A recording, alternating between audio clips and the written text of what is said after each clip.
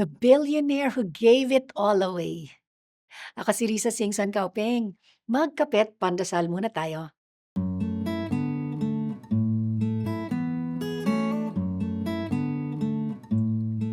He was known as the James Bond of philanthropy because for years he gave away billions of dollars anonymously.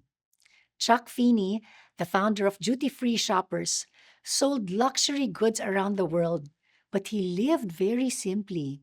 He stayed in a two-bedroom apartment, flew economy, and wore a cheap watch. He believed in the philosophy of giving while living, so his foundation, Atlantic Philanthropies, channeled his wealth to worthy causes in health, education, and human rights. Although he was raised a Catholic, he claimed he was not religious. He learned to give because of his mother, who raised him to help the poor.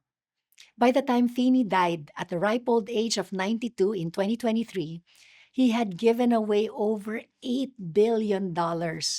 He fulfilled his goal of dying broke. Pero totoo kayang namatay siyang mahirap? Kahit nasabihin natin na pinamigay niya lahat na yaman niya dito sa mundo, I'm sure that he entered heaven as a mega billionaire, even much wealthier than he could ever be when he was alive. Jesus said, "Do not store up for yourselves treasure on earth, where moth and decay destroy, and thieves break in and steal. But store up treasures in heaven, where neither moth nor decay destroys, nor thieves break in and steal." While the rest of us on planet Earth are toiling to earn a fraction of what Feeney had, he showed us where true treasure is by giving away what he cannot keep. Let's pray.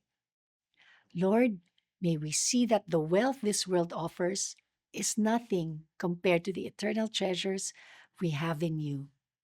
Amen.